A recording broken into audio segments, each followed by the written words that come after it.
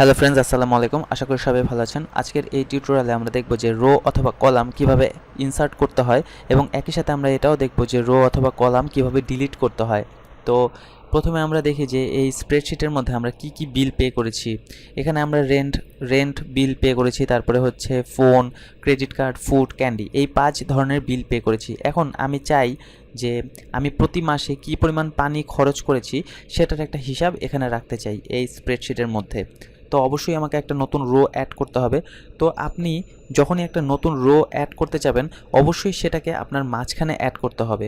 আপনি যেই রোগুলো অলরেডি নিয়ে কাজ করেছেন, এই যে এখানে আমরা রেন্ট নিয়েছি, ফোন নিয়েছি, ক্রেডিট কার্ড নিয়েছি, ফুড নিয়েছি, ক্যান্ডি নিয়েছি, এই কয়েকটা বিলের মাঝখানে, এই কয়েকটা রোয়ের মাঝখানে আপনাকে একটা রো ইনসার্ট করতে হবে। আপনি যদি এই রেন্টের উপরে যদি আপনি একটা রো ইনসার্ট করেন তাহলে কিন্তু ক্যালকুলেশন ঠিকভাবে কাজ করবে না। অথবা আমি যদি এই 8 আর 9 এর মাঝখানে, মানে হচ্ছে এই ক্যান্ডির পরে যদি আমরা আরও একটা রো অ্যাড করি, তাহলে দেখা যাবে যে এটা ঠিকমতো কাজ করতেছে না। তো আমার কি করতে হবে, আমি এই ক্রেডিট কার্ড এবং ফুডের মাঝখানে একটা রো নিতে পারবো, অথবা ফোন ক্রেডিট কার্ডের মাঝখানে একটা রো নিতে পারবো। তো আমি ফোন এবং ক্রেডিট কার্ডের মাঝখানে একটা রো অ্যাড করি। তো রো অ্যাড করার জন্য আপনাকে যেটা করতে হবে, ধরুন আমি এই 5 এবং 6 এর মাঝখানে একটা রো অ্যাড করব। এই যে আমি 5-এর পরে একটা রো অ্যাড করব। তো আমি এখানে ক্লিক করব, মাউসের কার্সার দিয়ে এখানে ক্লিক করব। ক্লিক করার পরে আমি যদি কিবোর্ড থেকে কন্ট্রোল এবং প্লাস সাইনে একসাথে প্রেস করি, আমার যে নাম্বার প্যাড রয়েছে কিবোর্ডের একদম ডান সাইডে একটা নাম্বার প্যাড রয়েছে, এই নাম্বার প্যাডের মধ্যে দেখবেন যে প্লাস সাইন রয়েছে।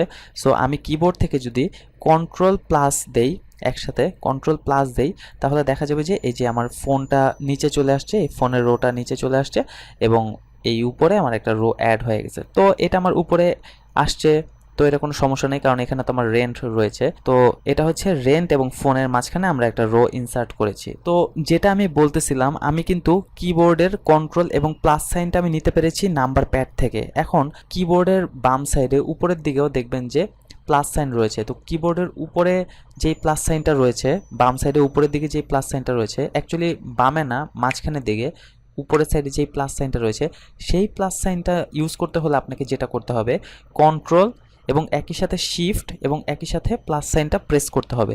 তাহলেই একমাত্র আপনার ওই প্লাস সাইনটা কাজ করবে এবং রোটা ইনসার্ট হয়ে যাবে। তো আপনাদের যদি নামপ্যাড থাকে তাহলে এটা অবশ্যই সুবিধা। নামপ্যাড থাকলে, মানে নাম্বার প্যাড যেটা একদম ডান সাইডে, সেটা থাকলে শুধুমাত্র কন্ট্রোল এবং প্লাস সাইন ইউজ করে আপনারা রো ইনসার্ট করতে পারেন। তো এখানে আমরা প্রথমে লেভেলিং করে দিচ্ছি ওয়াটার। এরপরে যদি আমি ট্যাবে প্রেস করি এবং এখানে আমি জানুয়ারি মাসে ওয়াটারের জন্য ধরুন 50 টাকা আসছে, তো 50 টাকা আমি অ্যাড করলাম।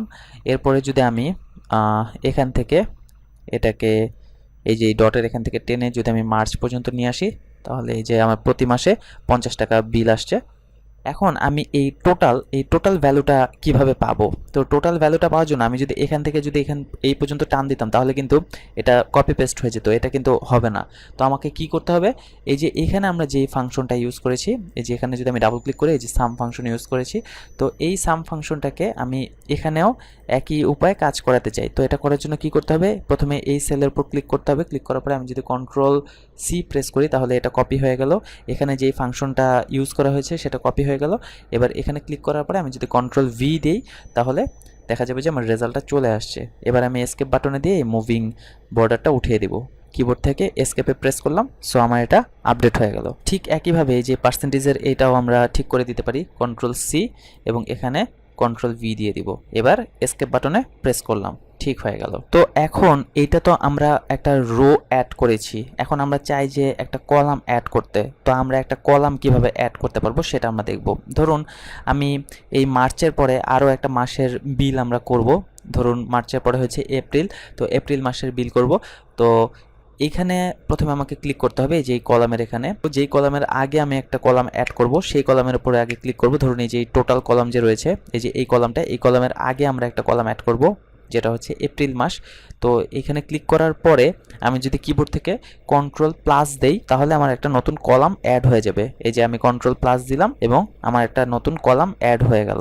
এখন এখানে আমি মাসের নামটা লেভেলিং করে দিচ্ছি APR-2019, এন্টার প্রেস করলাম।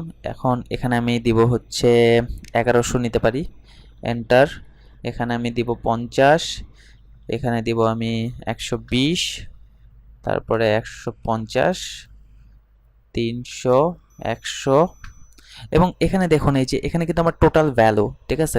এখানে আমরা কি করেছি, এখানে যদি আমরা দেখি যে এই D4 থেকে D9 পর্যন্ত এটা যোগ করেছে। তো আমরা এখানে চাইলে এইভাবেও যোগ করতে পারি, অথবা আমরা সিম্পলি যদি এটাকে কপি করি, কন্ট্রোল-C দিয়ে কপি করি, কপি করে এখানে যদি আমরা কন্ট্রোল-V দেই, তাহলে দেখা যাবে যে আমার এখানে রেজাল্টটা চলে আসছে।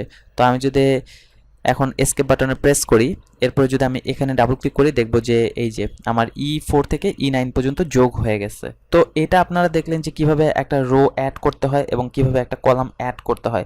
তো এই কাজটা কিন্তু আপনারা আরও একভাবে করতে পারবেন। এটা তো আমরা কিবোর্ডের শর্টকাট ইউজ করে তারপরে করেছি। আপনারা যদি রো অ্যাড করতে চান, ধরুন আমি এখানে আরও একটা রো অ্যাড করতে চাই, তো এই যে ফুডের উপরে একটা রো অ্যাড করতে চাই, তো ফুডের উপরে যদি আরও একটা রো অ্যাড করতে চাই, তাহলে আমরা কিবোর্ড থেকে তো শর্টকাট ইউজ করে অ্যাড করতে পারবোই, অথবা আপনারা এই যে হোম থেকে এই যে একদম ডান সাইডে এই যে এখানে একটা সেল রয়েছে, সেলস, তো এখান থেকে আপনারা চাইলে এই যে ইনসার্টের এখানে ক্লিক করার পরে আপনারা যদি এই যে ইনসার্ট শিট রোস এখানে যদি ক্লিক করেন, তাহলে দেখবেন যে ফুডের উপরে একটা রো ইনসার্ট হয়ে গেছে। ঠিক একইভাবে আমরা কিন্তু এখান থেকে ডিলিটও করতে পারবো। আমরা যদি এখানে সিম্পলি ডিলিট দিই, তাহলে এটা ডিলিট হয়ে যাবে, অথবা আমরা যদি এখানে ক্লিক করার পরে ডিলিট শিট রোস এটা দিই, তাহলেও এটা ডিলিট হয়ে যাবে। অথবা আপনারা যদি কিবোর্ডের শর্টকাট ইউজ করতে চান, তাহলে সিম্পলি কিবোর্ড থেকে কন্ট্রোল-মাইনাসে যদি আমরা দেই, একই সাথে যদি এখানে ক্লিক করার পরে একই সাথে যদি আমি কন্ট্রোল-মাইনাস দিই, তাহলে এই যে আমার রোটা কিন্তু রিমুভ হয়ে গেছে। এখন আমরা যে এই যে এখানে পানির বিল নিয়েছি, এটাকেও যদি আমি ডিলিট করে দিতে চাই, তাহলে কিবোর্ড থেকে কন্ট্রোল-মাইনাস দিতে পারি, অথবা আমরা এখান থেকে সিম্পলি ডিলিট দিতে পারি, ঠিক আছে। ডিলিট দিলে এটা ডিলিট হয়ে যাবে, এই রোটা ডিলিট হয়ে যাবে। তো আমি কিবোর্ড থেকে ইউজ করতেছি, কন্ট্রোল-মাইনাস দিলাম, আমার পানির বিলটা কিন্তু ডিলিট হয়ে গেল, এবং সাথে সাথে আমার এই টোটাল যেই ভ্যালুগুলো রয়েছে, ঠিক আছে, সেগুলোও কিন্তু আপডেট হয়ে গেছে। ঠিক একইভাবে আমরা কলামটাকেও ডিলিট করতে পারি। ধরুন আমরা এই এপ্রিল মাসের এই কলামটাকে ডিলিট করতে চাই, তো ডিলিট করার জন্য এখানে প্রথমে ক্লিক করলাম, যেই কলামটাকে আমরা ডিলিট করব সেই কলামের উপরে আগে ক্লিক করব, এই যে এই কলামটাকে আমরা ডিলিট করতে চাই।